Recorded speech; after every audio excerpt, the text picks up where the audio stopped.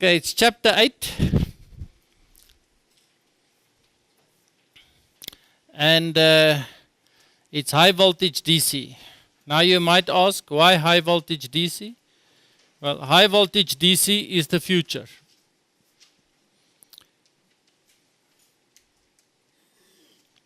They are proposing to put a high voltage DC lines from Spain right down to Cape Town. We're going to have a grid from Spain through the west coast of Africa down to Cape Town. That is maybe when you're my age. At the moment, how do they come across? They go through a high voltage DC cable through the Strait of Gibraltar. Yeah. Currently there are there's a high voltage DC line going through the Eurotunnel between Britain and France, and there are also other high voltage DC lines. I think there are two others also between Britain and France under the water. Huh? I don't know. No, I don't know. I don't know. No. But if you're going to steal it down there, that will be a bit difficult.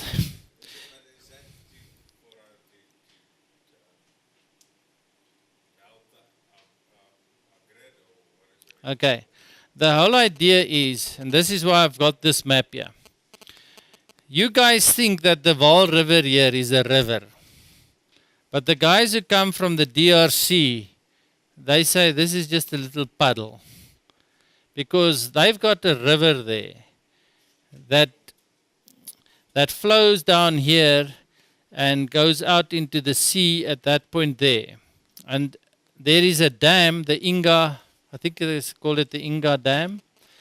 And there they've got hydroelectric schemes. And there's a Inga 1, a Inga 2, and I think they are busy with Inga 3. Now they're proposing to build a there is a high voltage AC line from that point there into Angola. But we in South Africa would like to get power from there. So the Westcor project is about putting a corridor of power from Inga. This is near Windhoek, through Angola to near Windhoek, that Aus, and then down to Omega, which is down there at Kuberg. So you're going to have a high voltage DC line down there. Then you're going to have another one coming from the end of that high voltage AC line there in Angola, down to Windhoek, and then it will come through Gaborone, and goes down to Escort in KwaZulu-Natal. Currently, the only high voltage DC line that we have is one from Mozambique, and it comes down here to about Joburg, which is around about there. And that one there is called the Kahora Basa DC line. It should be able to give us about 2,000 megawatt, 2 gigawatt of power. And but it does not. The reason that is they upgraded the line so that the line voltage would be higher, but on the South African side there is problems with the insulation, and the people are looking at it to find out whether it is pollution or what is causing it. But the line was designed for 531 kilovolt, and then they tried to lift it higher, I think to 600. But as I say, on our side, there's a problem. Now the Kahora Basa scheme was built in the 1970s with 1960s technology. The Kahora Basa scheme delivers 20 times more power than the whole of Mozambique uses.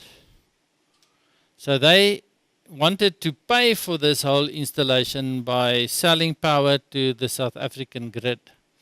But then the civil war broke out in Mozambique, and where the pylons had been designed that you would not be able to bring the pylon down except if you had 4 sets of explosives, and you had to go and put at all 4 legs, you had to go and put the explosive and then blow it up and then it would topple over.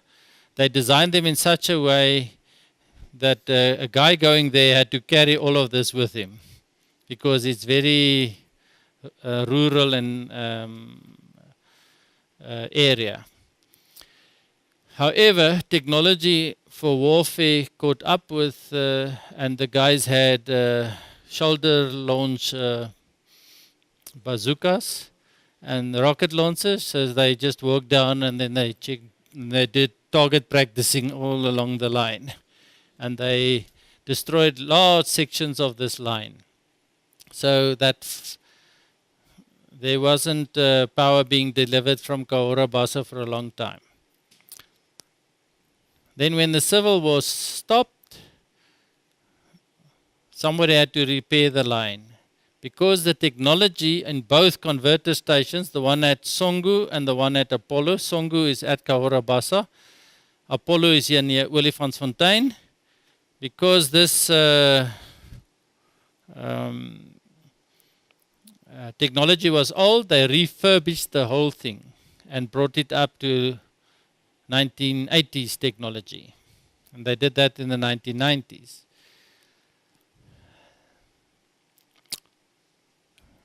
Then Mozambique wanted more for their power, and so then the line was not used for some time until we got into trouble, and then we wanted it to work because now we need power.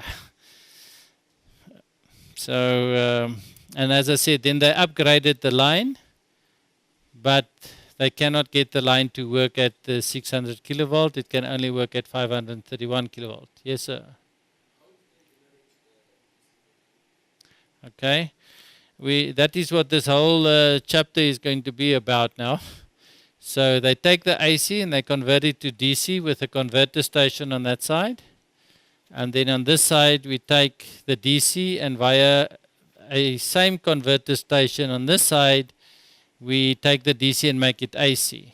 Now the whole system is designed in such a way that you have 2 AC systems on both sides. They do not have to be synchronized. You just have to communicate that you want more power, etc. And then, so you can have a 60 hertz system on that side, and you can have a 50 hertz system on this side. You can talk Portuguese on that side, you can talk English on this side. And you can talk French with the Portuguese, and the Portuguese can talk Portuguese to us with English, but the power can still flow. There's no major problems that can happen. Another line that has been put in is there is another line here from the border of Zimbabwe, Zambia, and Namibia, and there is another high voltage line, high voltage DC line that is going down here. Okay, this one is a monopole. This one is a bipole, and these others, they were still in the planning stage, and then the DRC wanted more for their power. Okay, so the politicians, when they've sorted out all their stuff, and then they can get all the finances guys together, then the power will start flowing. The end thing is going to be is Spain is going to be connected to Morocco.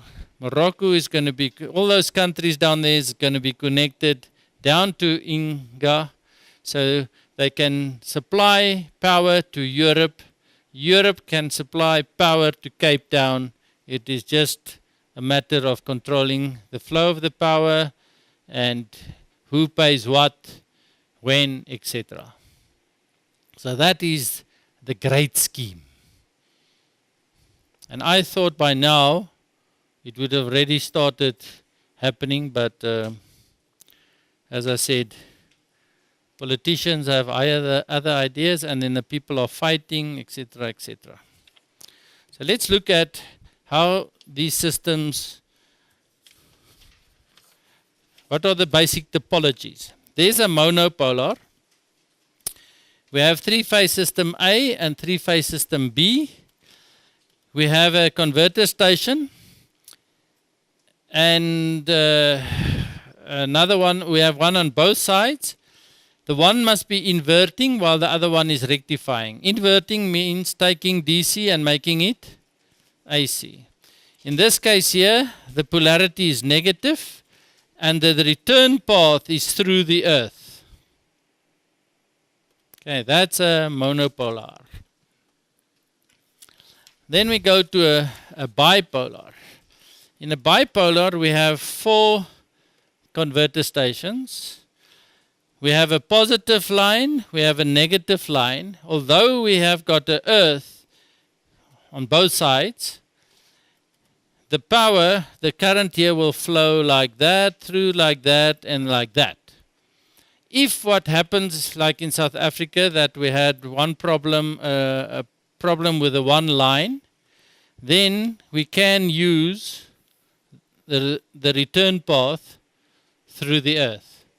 But then instead of 1,800 megawatt, we only have 900 megawatt available.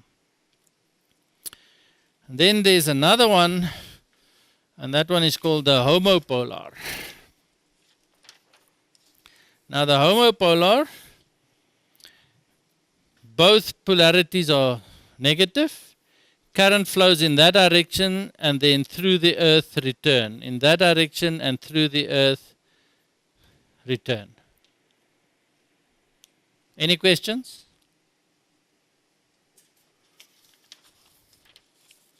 Now, if we look at the Kahora Basa link, we have 531 kilovolt per pole, positive and negative. This 531 kilovolt was not just sucked out of their thumbs, it is 4 times the standard voltage, AC voltage. What is the standard AC voltage? 132. So the distance is 1,160 kilometers. There are filters, there are line filters, line trap filters all along the way. And this side we have Gauteng, on that side we have Kahora Basa. So system A, system B. This one here is called Songu on Kahora Basa side. That one there is called Apollo. The names come from Greek mythology.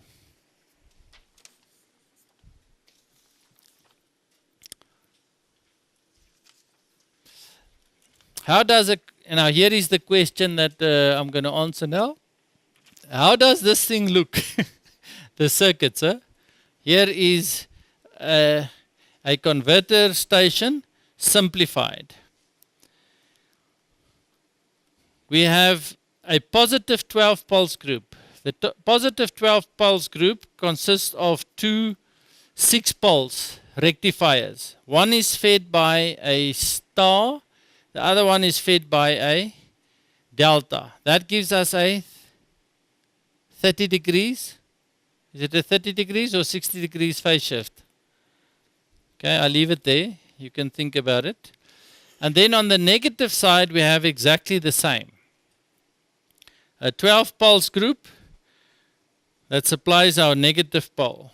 And here is our 3-phase system, either on on Kahora Basa side or on Gauteng side.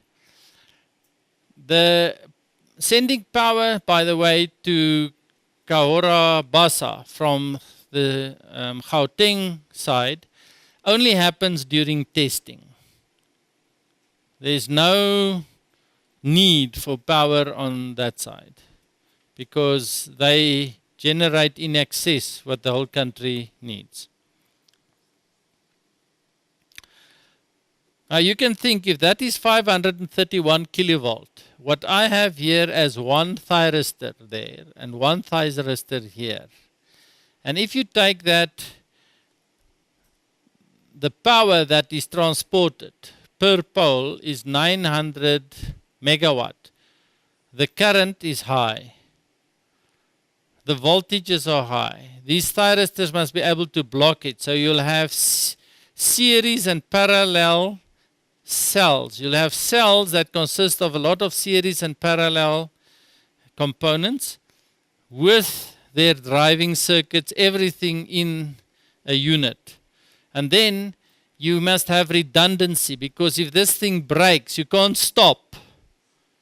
You can only stop at a certain specified maintenance time. So you've got redundancy so that you can switch cells in, or they call them valves. You can switch valves in and valves out as needed.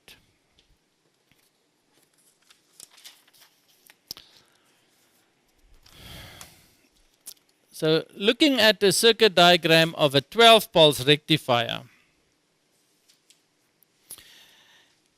you'll see that a star is feeding into a 6-pulse rectifier. Now I've taken the thyristors away and I've just given you diodes here, because that means we don't have to think about the delay angle. And the delta also feeds into a 6-pulse rectifier. In order for the output of this one to be equal to the output of that one, the voltages here have to be square root 3 times larger. So if that is V star, the phase voltage there, then this voltage here will be square root 3 V star. Now you can see that I put some phase notation on here. I put dots and asterisks. Do you see there? Asterisk, dot, asterisk, and on this side also asterisk and a dot. Now we want to find out, how does the current look that is flowing in that phase there? And we want to find out what is the shape of the current that flows in this line here. Now the current that is flowing here, IA, is equal to I primary dot minus I primary asterisk. If I go on this side, that current I star there is ID1 star minus ID4 star, because this current is going to flow in that direction and that current there is going to come out of here and flow in that direction here. So the current here is the load current going through my DC load, coming in through here, flowing through a thyristor, going in there, coming out here, and there it's IL again. It, all the way that, as I showed you, it's IL. And then, say it flows in there, through here, out there, up there, it's all IL.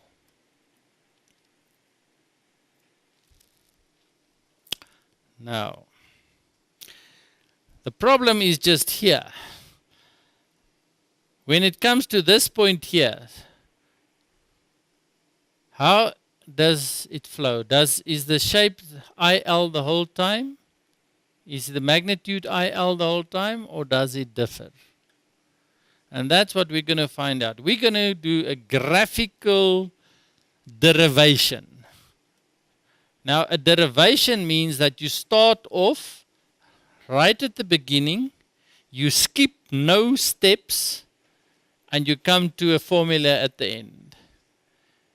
Now, with a graphical determination, you have to start off freehand with a three-phase sine wave for V star, for that one, for the input here. And then you need a three-phase voltage for the delta feeding into this guy here. So I'm going to start off now. So the first one that we do is the star one. And you know how to do it, eh? Yes or no? No. Okay, you draw 5 horizontally equally spaced lines. And then about a third from the distance between Vmax and 0,5 Vmax, you draw another line. So this one becomes 0,866, that one is Vmax, this one is 0,5, that is 0.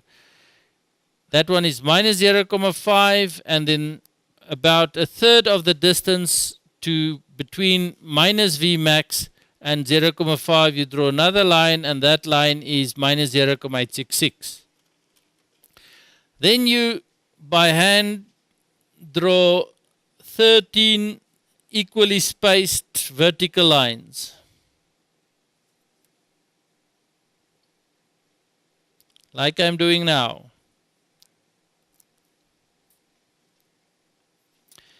Now 13 equally spaced vertical lines will give you 12 periods, and each period is pi over 6 or 30 degrees. So 12 times 30 is 360, so you can fit in one sine wave completely. The sine of 0 is 0. The sine of 30 degrees is 0,5. 60 degrees, 0,866, 90. Okay, there is the answers to all of those degrees. Up to the sine of 360 is 0. And then, because there was a lady who taught you join the dots so that you can, and then color it in so that you can see the big picture. Right there, yonder, I think it was grade 1, day 1. And you went home and you said to your mother, "Mother, you're ugly and you know nothing. I've met the most beautiful woman and she knows everything and she doesn't even hit me," etc. This is the reason she did it, so that you have the skills to join the dots so that you can see the sine wave. Now, three-phase sine waves always cross at 0,5. So you can start at any cross and just go diagonally across to the next crossing there. Turn, turn, diagonally across, and there you've got 2 of the 3 phases. And then you look for the other 0,5 and you draw a line, diagonally across, turn, turn, diagonally across, cross, turn, turn, and there's your 3 phases.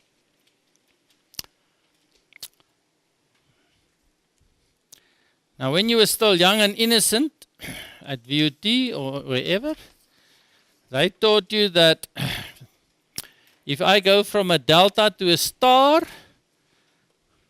then this is 60 degrees and that is 30 degrees. So I've got a 30 degrees phase shift if I go from a star to a delta. So there's my 30 degrees phase shift. That thing there is 30 degrees. So there's my 0 now. 0, and remember the same pattern. This thing, if I ask it's about 20 marks. So you can either do it or leave it.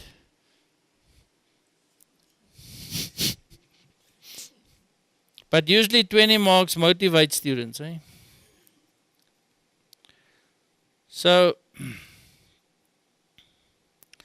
you don't get a lot of marks for this first one, but these two set up everything that you're going to do after that. You can get from those there. So then you've got your 3 sine waves, there they are. And as you can see, I named those VA, and this one I named VA dash, so that I just could distinguish between the two.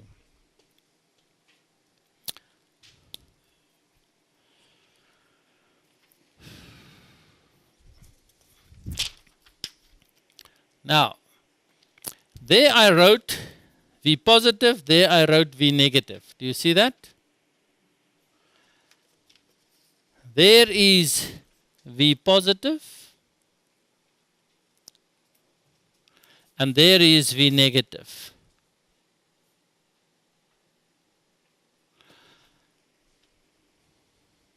How did I get to that?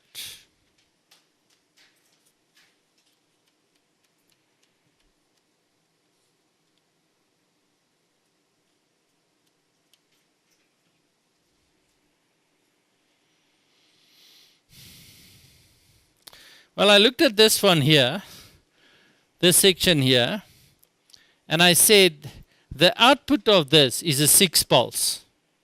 Because when we started off, we said that this was a 6 pulse circuit. And here was another 6 pulse circuit. And the two 6 pulse circuits gave me a 12 pulse.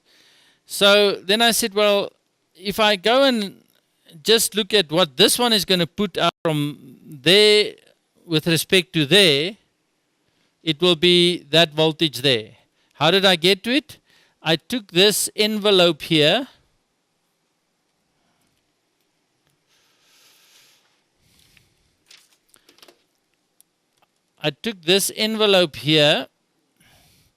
and that envelope there, and just like we did previously, I subtracted the value, this value from that value. 0.866 minus 0.66 gave me 1.732. 0.5 minus Vmax gave me 1.5. Do you see? There's the pattern. Now I go to this one here. I subtracted that one from this one. So I had minus 0.5 Vmax minus Vmax gave me minus 1.5. Minus Vmax minus 0.5 gave me I must be there. Minus 0.866 minus 0.866 gave me minus 1.732. So there I have my pattern there. Are you with me? Okay. Now, the first two graphs that we have there, that one there and that one there, how do we get to them? Well, the current that is flowing here, IL, if this phase here is the most positive, then the current IL that is flowing there will be coming through this diode. And it will flow while this phase, what I call VA, while this VA is the most positive. When is it its most positive? It's most positive from there to there. Do you agree with me? So dropping down to this one, ID1 of the star is the current is going to flow from that point there to that point there. And its magnitude will be IL. Are you happy with that, guys? We're going to have more of the same now. Now I come to ID4. The current that's going to flow here is going to be the current IL. When will it flow? It will flow when when this phase VA is the most negative. When is this phase the most negative? It's from that point there to that point there. There it is the most negative. So the current will be flowing in that direction, but for the diode, the current can only flow in this direction, and that direction is positive for the diode. That's why from that point there to that point there, there I have ID4 star, and its magnitude is IL. Are you happy with that?